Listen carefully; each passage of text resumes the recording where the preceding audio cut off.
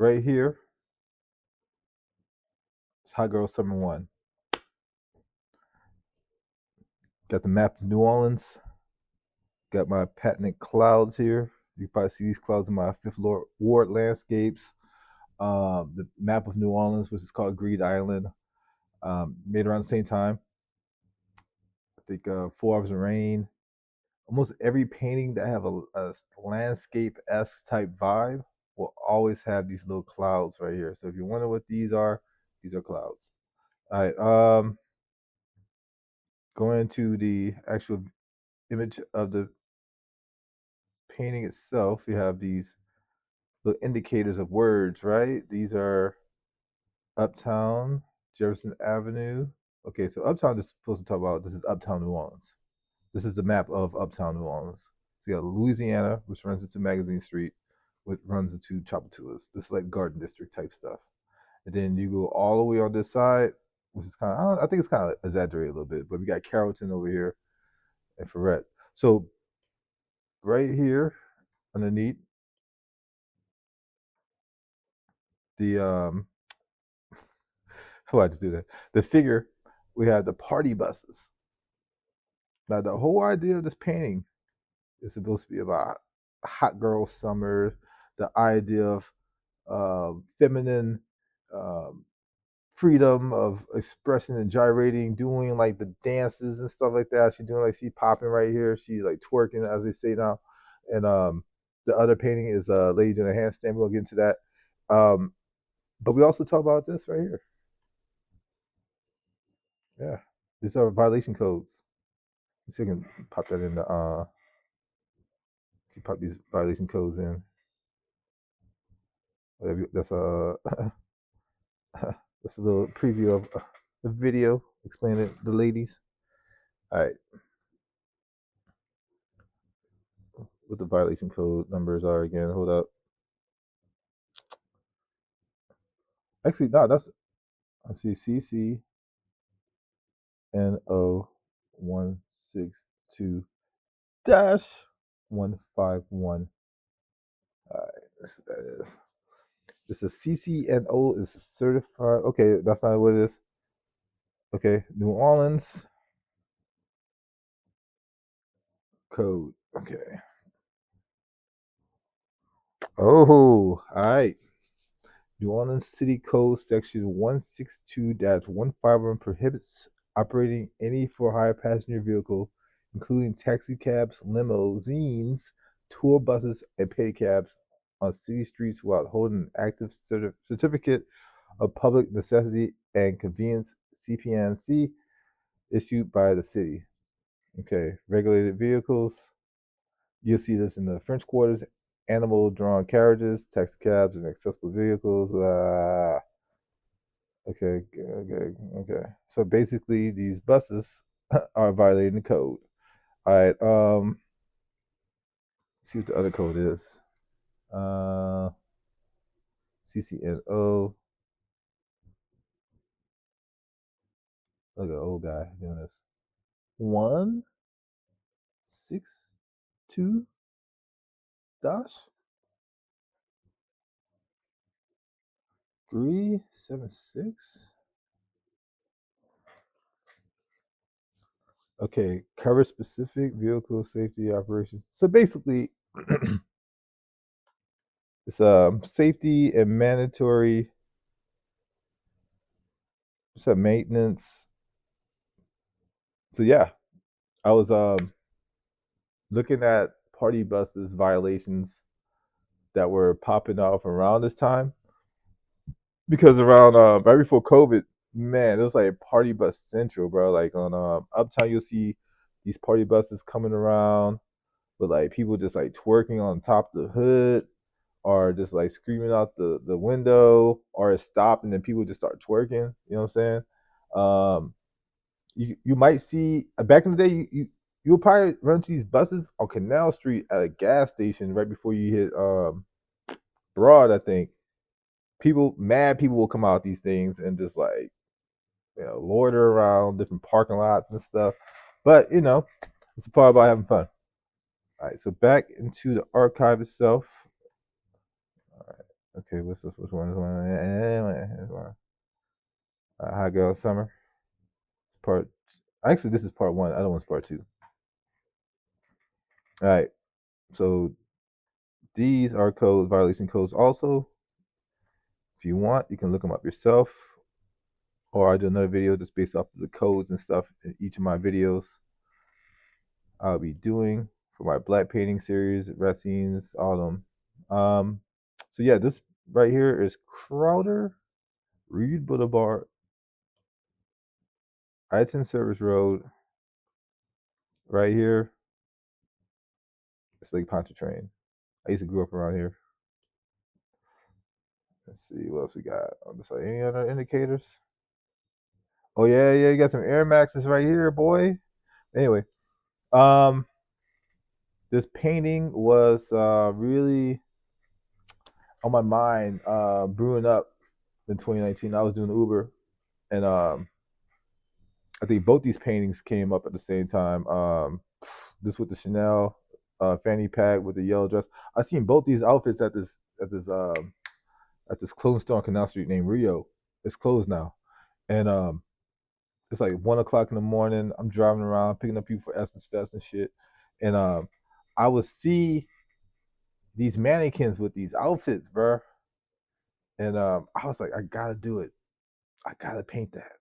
RP Rio. So this painting is a culmination of two things: uh, things that are not here no more, and the maps that still indicate where things are at this moment. You know, the party buses, the girls twerking, they are part of the, I guess, the lore of what it is to be a party person in New Orleans.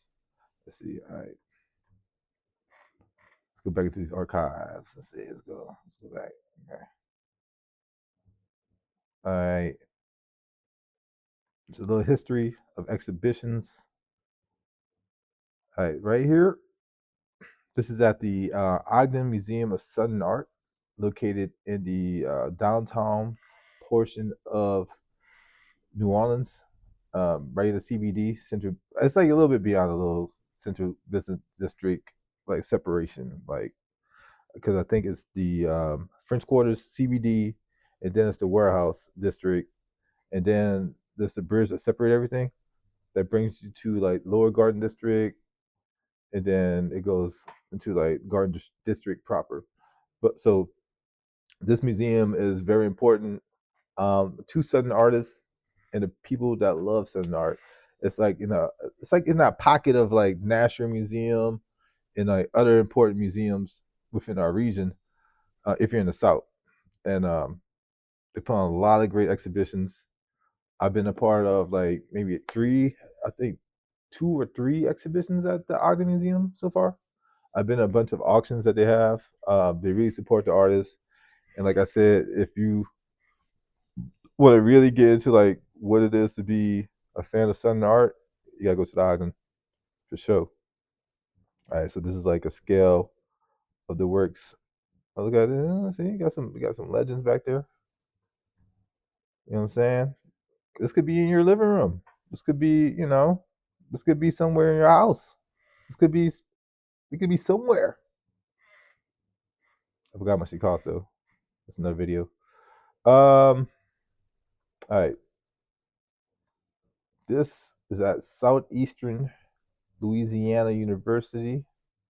This is for my show. Oh my God.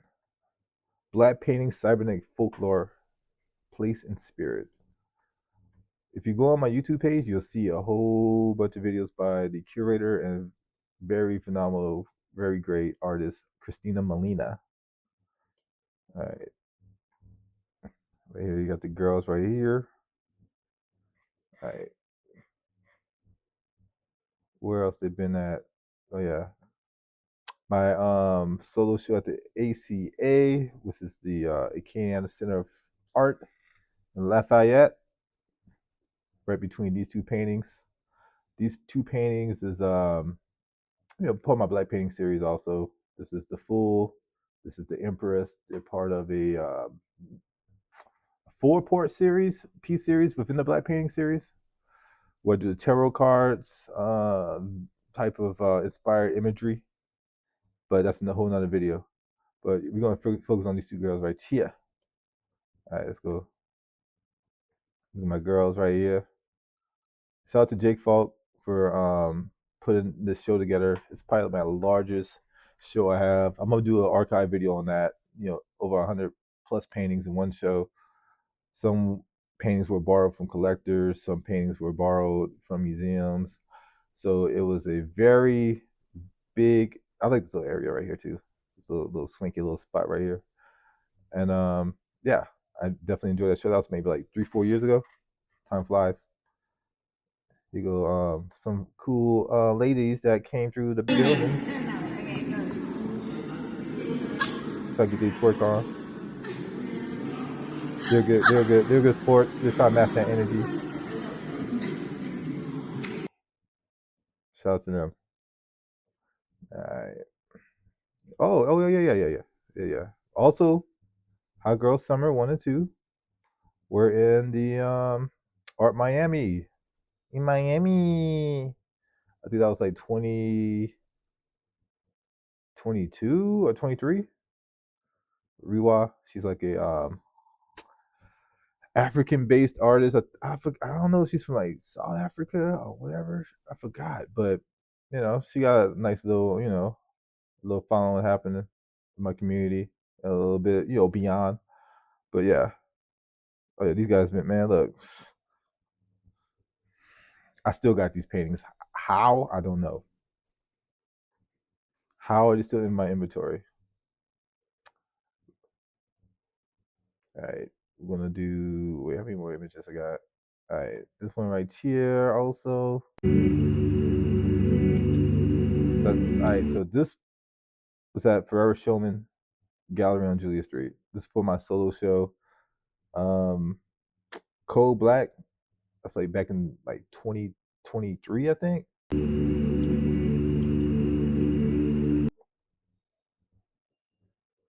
All right, let's see.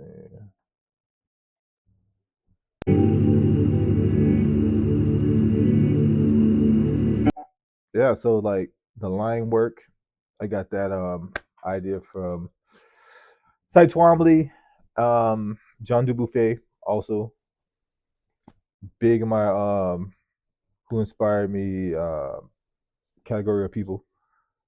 And yeah, the line work also I would say comes from the guy that they inspired also, Jean Michel Basquiat. The colors, I think they just came from an idea of what is tropical, what is something from the Caribbean African diaspora, because we are one of the Caribbean cities. I wanted to just have like vibey, colorful things going on within the paintings, and painting on top of paint. Is one of my favorite things to do. Like I'll do this whole little design about what's going on underneath the top layer, underneath the top layer that will come. Like how we got this blue underneath this yellow, that was intentional because I wanted to like have that color play of color wheel back and forth seesaw. Like blue goes with yellow, green goes with yellow, hot cold. So that's why you see that underneath there. All intentional.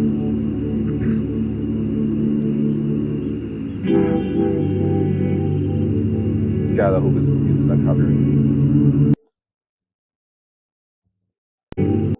All right. And one.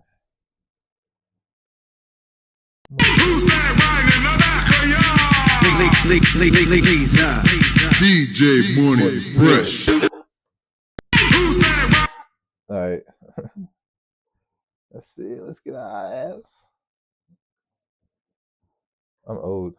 All right. I'm not old, but trying to get the grasp of this.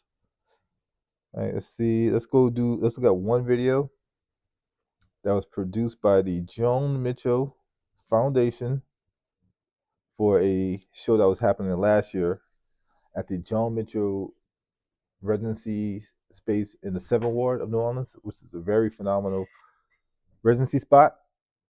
2018, I had my shot at it. I made some big connections, and they invited me back for this group show that they want to do based off the alumni that came through over the last 10 years.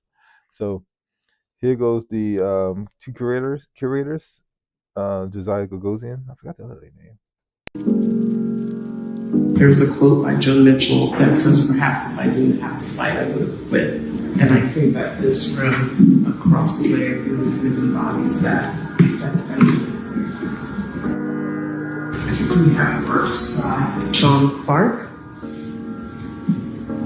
by Pat Phillips. That's my This dog is a Pat. work, The Fire Next Time, by Salvador Jimenez Flores. A couple of works by the local artist John Isaiah Walton. I think with John Isaiah Walton's work here, it carries across that idea of fight, but in a sense of a celebratory way.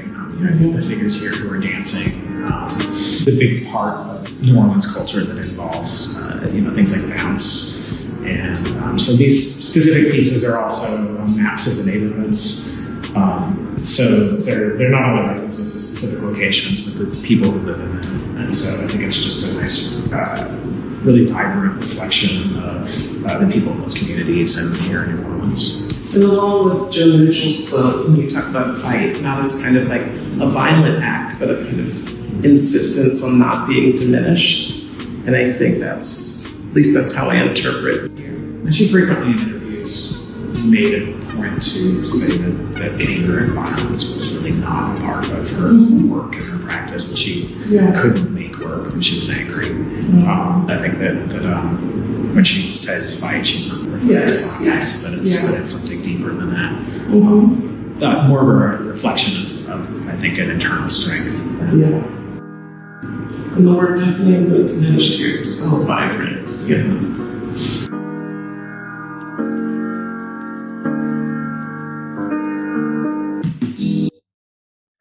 Yeah, so basically, that's a wrap for Hot Girl Summer 1 and 2. I'm gonna give y'all some more lore about it later on, but all in all, one of my favorite two black paintings I've ever produced.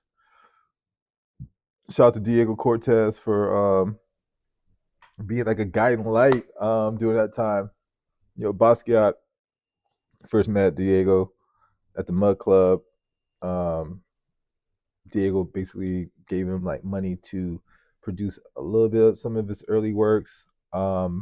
Connected him to a lot of good people. The reason why I bring up Diego was the fact that Diego was a really big Diego Cortez, by the way. That's what I'm mentioning when I say Diego. He was a very big supporter of Southern artists, not just black artists, man. Like he came to New Orleans at a time. I mean, because he already had a spot here, but he came to New Orleans at a time to where we really needed that support, bro. Like, we were doing our thing down here with Prospect, but a few of us had like a gift that needed to be, how can I say, promoted by outside entity like Diego, and he worked with Lonnie Holly, Bruce Davenport Jr., who go by Dapper Bruce Lafitte. He also worked with Wellman Sharharn. He also worked with the estate of Purvis Young. He was cool with Don Doe. Um, he was really tight with National Museum. The curator over there, Trevor, and I mean, he really was like a difference maker in my career. And in certain capacity, he gave me like an advance to work on some of these paintings, and I got some get back by having him be the liaison for a lot of these works from the 2018, 19, and 2020 works to be sold through him at a certain point. And then he passed away maybe like a year or two later. But he saw that kind of happening. The writing was on the wall. But all in all, the black paintings for me would not be where they're at without that help. Here we go. New Orleans City Council Transportation Committee met today to discuss ways to make roadways safer. That includes efforts to prevent deadly crashes. Now, another major topic that came up, whether party buses are actually legal in New Orleans. As Kyra Naveau reports, the answer is raising questions for both police and business owners. For decades, party buses have been a staple of New Orleans culture. Are rolling celebrations for birthdays, bachelor parties, and nights out in the 504. Having a great time in New Orleans is a culture, all by itself. And we feel as a party bus company, this is the safest thing that you can do to enjoy yourself if you're not an outside person in the club or you don't want to go here, go there. Jonathan McCray runs We Live Party Bus, a company with a fleet servicing customers looking for a party on wheels. But after Thursday's council meeting, he says he was caught off guard. We live, baby. Party buses, illegal or not legal? In operation for hire, they're illegal. What does that mean? That means that they can't pay to have a party bus to drive around with sound amplified out and opportunities for somebody to be ejected in the course of a crash. That response from New Orleans Police Department leadership is now raising eyebrows across the industry. McCray says operators are already navigating strict city rules and high cost. We don't really think it's illegal. I think the guidelines are very strict that a beginning company, or even with myself and within 6 years, cannot afford the pricing they asking. Those requirements include steep insurance policies ranging from $1 to $5 million, depending on the size of the bus, driven by safety concerns. Some of these party buses have open area spaces, and that in a crash could cause somebody to be ejected off of that bus. City regulations also limit noise level, alcohol service, and where buses can operate, including restrictions in the French Quarter. Your tourist area is the French Quarter, and that's the place that we really want to be at because that's where you're being seen. And I think the 8th District is doing a good job of stopping that type of situation, but we still have them outside of the French Quarter area now. So we have to have a task force team to tackle all of the party buses that are around in the city right now. As city leaders weigh the safety concerns of this long-standing party culture, the future of party buses in New Orleans does remain unclear at this time. For now, reporting from the French Quarter, I'm Kyra Naveau, WWL Louisiana. Dang. All right, y'all. So that ends our video.